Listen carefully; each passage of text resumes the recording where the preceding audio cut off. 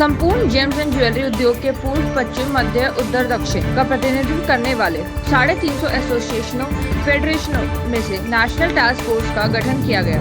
देश भर में अनिवार्य हॉलमार्किंग का सरलता से कार्यान्वयन सुनिश्चित करना इस समिति का उद्देश्य है। माननीय उपभोक्ता मामलों के मंत्री श्री पीयूष गोयल ने 24 मई 2021 को वर्चुअल रूप से उद्योग से भेंट, जिसमें मामले की गंभीरता को देखते हुए ज्वेलरी उद्योग के लगभग 19 सदस्यों के साथ एक विशेषज्ञ समिति का गठन किया गया। इसका उद्देश्य आगामी 3 लगातार वर्चुअल मीटिंग में डीजी BIS के साथ वास्तविक चिंता पर विचार विमर्श कर मामले का निराकरण करना था। भारत में हॉलमार्किंग मैंडेटरी हुई है और इस ज्वेलरी इंडस्ट्री ने बहुत अच्छी तरह से उसका स्वागत किया है और आज उस हॉलमार्किंग को प्रारंभ होकर करीब 1.5 महीने का समय हो गया है। सभी ज्वेलर बहुत खुश थे क्योंकि एक जो लोगों की शिकायतें थी कि ज्वेलरी सही नहीं मिलती है, तो ज्वेलर को ये मौका मिला है जो लोगों को बताने के लिए कि हमारी ज्वेलरी बहुत सही होती है और पूरी ज्वेलरी इंडस्ट्री ने इसका समर्थन किया है। ना कोई होलसेलर उसको बेच रहा है, ना कोई रिटेलर उसको खरीद पा रहा है और कस्टमर अगर कोई ऑर्डर की ज्वेलरी पहनाता है तो वो उसकी हॉलमार्किंग भी नहीं करवा पा रहा है। और ये जो हुआ है यह 1 जुलाई से BIS ने अपनी मनमर्जी के कारण, मैं इसलिए मनमर्जी के कारण कहूंगा कि 15 तारीख को जब हमने हमारे मिनिस्टर साहब के साथ एक सभा की थी तो सभा में ये निश्चित हुआ था कि एक हाई लेवल कमेटी बनाई जाएगी, लेकिन वो हाई लेवल की कमेटी जिसका एक अध्यक्ष होगा जो किसी भी संस्था को जो ज्वेलरी इंडस्ट्री से जुड़ी हुई है, चाहे वो BIS हो, ज्वेलर्स हो या हॉलमार्किंग सेंटर हो, उससे जुड़ा हुआ नहीं होगा और वहाँ पर उसमें विचार विमर्श होकर जो इंडस्ट्री के अंदर चेंजेस लाने हैं, जो एक्ट में जहाँ पे प्रावधान को कुछ परिवर्तन करना है, जो एडमिनिस्ट्रेटिव तकलीफें हैं उनको दूर करना है, वो कमेटी बनाई जाएगी। लेकिन उसकी बजाय एडवाइजरी कमेटी बनाई गई है और एडवाइजरी कमेटी के जो चेयरमैन हैं वो उसी BIS के डायरेक्टर जनरल है जिन्होंने इस एक्ट को लागू किया है। ये एक्ट में उन्होंने 1 जुलाई से मार्किंग का एक पूरा प्रोसेस उन्होंने बदल दिया है।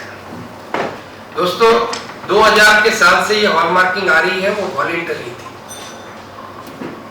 जब वॉलंटरी थी तो उसके 4 मार्क कुछ ज्वेलरी पे लगाए जाते थे, पहले 5 थे, बाद में 4 थे और ये 15 साल से ये सिस्टम वॉलंटरी बहुत अच्छी चल रही थी।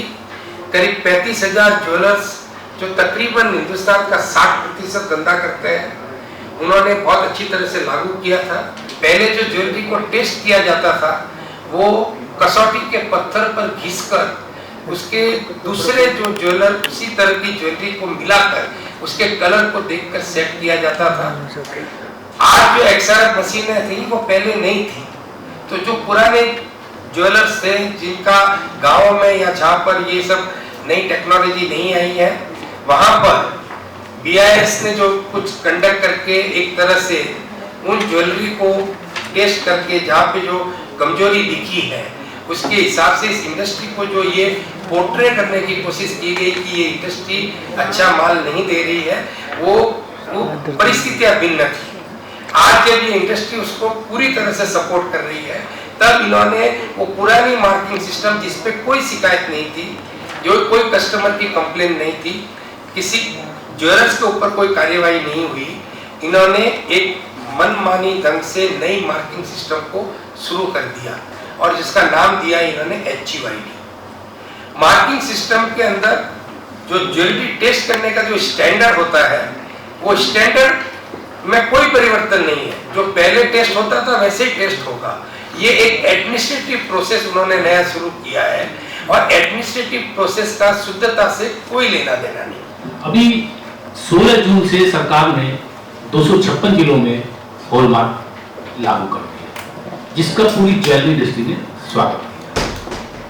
सन 2000 से ये वॉलंटरी थी, ये मैंडेटरी नहीं थी। उस टाइम पे पहले 5 पीस पे हॉलमार्किंग होती थी, यानी कि 5 लोगो लगते थे ज्वेलरी पे, अगर कोई अंगूठी, चेन, कोई भी आइटम। उसके बाद में बीएस ने 4 लोगो हमको परमिट किए, तो 4 लोगो लगा। अब ये सरकार 6 लोगो और ले आए HUID के नाम पे। हम ये जानना चाहते हैं कि 4 लोगो जो थे, क्या वो विश्वसनीय नहीं थे? अगर वो विश्वसनीय नहीं थे, तो जो करोड़ों पीस ज्वेलर की शोरूम में रखे हैं, उनकी जिम्मेदारी कौन लेगा? नंबर 1। नंबर 2, HUID आने के बाद अभी जो ये सिस्टम है, अभी नया सिस्टम है, चलो हो सकता है अभी इसमें कोई चोरी होती हो, उसमें कोई अनप्योरिटी ग्राहक को जाती हो, उसके हित के लिए अब ये नया सिस्टम फॉलो किया है सरकार ने, जिसको बोलते हैं HUID, हॉलमार्क यूनिक आइडेंटिफिकेशन, इस तरह की इसकी फोटो। अगर ये सिस्टम लागू कर दिया तो सरकार के पास क्या थे? 256 जिले उनमें लागू हुआ है। So ये जो सिस्टम HUID लाई है, tracking system, it is absolutely wrong, not concern with hallmarking. इसलिए आज पूरी इंडस्ट्री, आज हॉलमार्क को माल भेज रहे, 8-8 दिन नहीं आ रहे, तो आज हम देंगे क्या? शादियां में माल टाइम पे नहीं दे रहे, पूरी इंडस्ट्री ठप हो गई है।